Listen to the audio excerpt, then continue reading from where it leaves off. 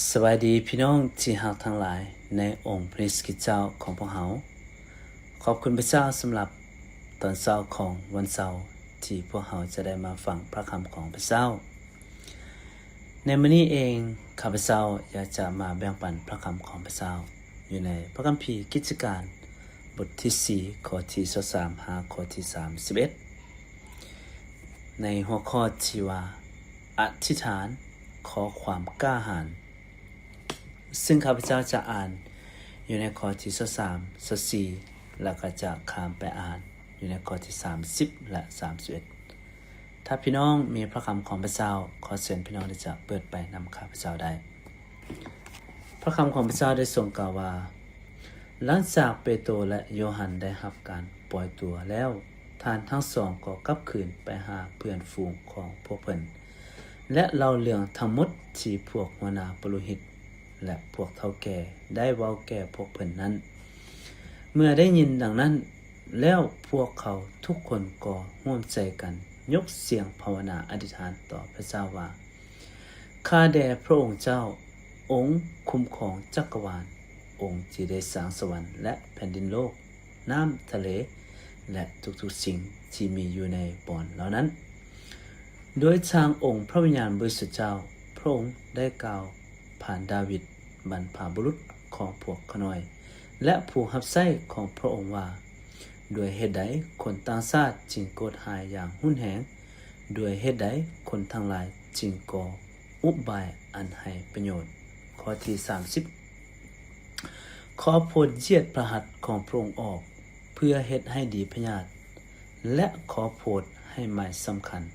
และการอัศจรรย์เกิดขึ้นโดยพระนามของพระคริสต์เจ้าพระผู้รับใช้องค์บริสุทธิ์ของพระองค์เมื่อภาวนาอธิษฐานจบแล้วบอนที่พวกเขาประชุมกันนั้นก็สถานวันไหวทุกคนต่างก็เต็มไปด้วยพระวิญญาณบริสุทธิ์เจ้าและจึงประกาศพระธรรมของพระเจ้าด้วยใจกล้าหาญนี่คือพระคำของพระเจ้าอาเมนพี่น้อง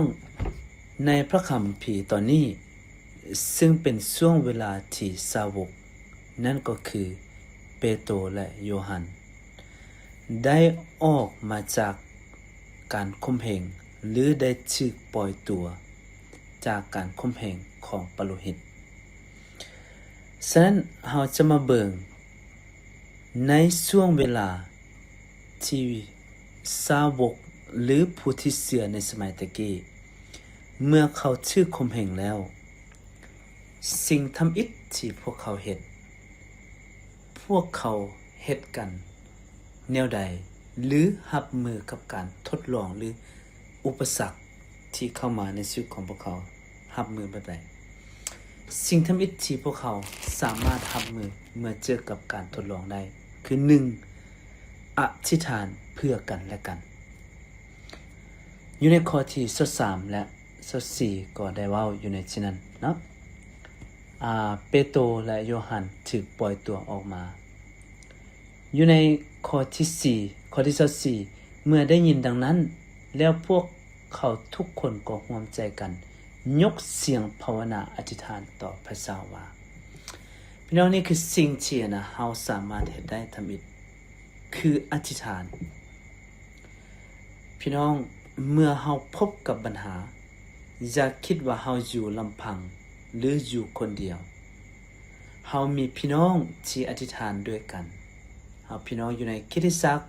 ที่อยู่เคียงข้างกันด้วยคำภาวนาอธิษฐานนี่คือพลังของการอธิษฐาน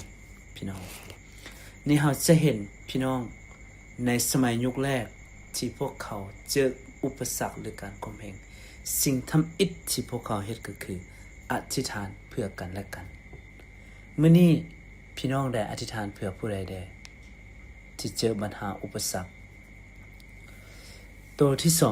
2นอกจากที่พวกเขาจะอธิษฐานแล้วพวกเขายกย่องพระนามพระเจ้าอยู่ในข้อที่25ก็ได้กล่าวต่อว่าข้าแด่พระองค์เจ้า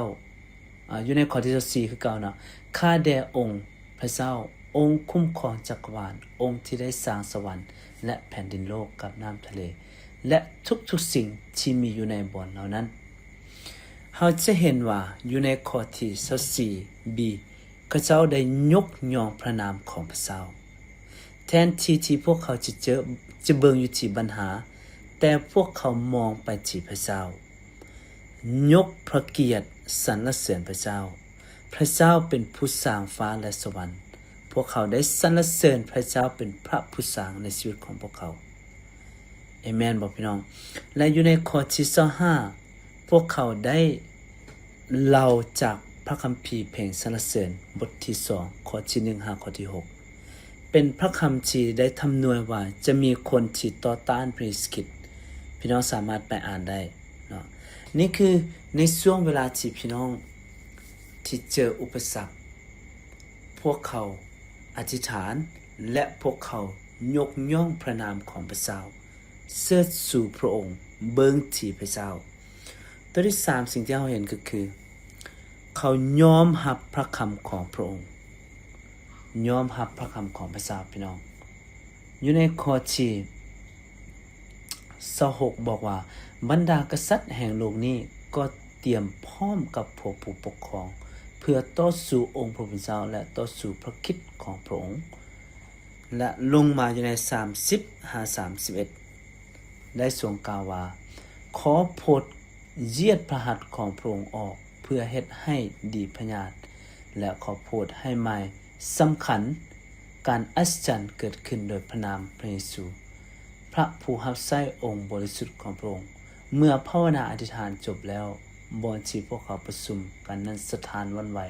ทุกคนต่างก็เต็มไปด้วยพระวิญญาณบริสุทธิ์และจึงประกาศพระธรรมของพระเจ้าอย่างด้วยใจกล้าหาญอยู่ในข้อที่29ข้าแด่พระองค์เจ้าบัดนี้ขอโปรดเลียวเบิ่งการข่มขู่ของพวกเขาและโปรดให้พวกข้าน้อยที่เป็นผู้รับใช้ของพระองค์กล่าวพระธรรมของพระองค์ด้วยใจกล้าหาญขึ้นแด่ทอนอันนี้คือสิ่งที่พวกเขาเจอการข่มเหงพวกเขาเอาพระคำของพระเจ้าเป็นที่หนึ่งพวกเขาได้ข้อความกล้าหาญจากพระคำของพระเจ้าบ่แม่นให้ปัญหาเป็นที่หนึ่งแต่พวกเขาได้ข้อความกล้าหาญในการเผชิญหน้ากับปัญหาอุปสรรคการข่มเหงพระองค์ยิ่งใหญ่เสมออยู่ในชีวิตของพวกเขาอาจารย์คือมื้อนี้พี่น้องเมื่อเราเจออุปสรรคหรือการข่มเหง3อย่างที่เราจะเฮ็ดก็คือ 1. ภาวนาอธิษฐาน 2. ยกย่องพระนามของพระเจ้า 3. เอาพระคำของพระเจ้าเป็นที่นำพาในชีวิตของพวกเรา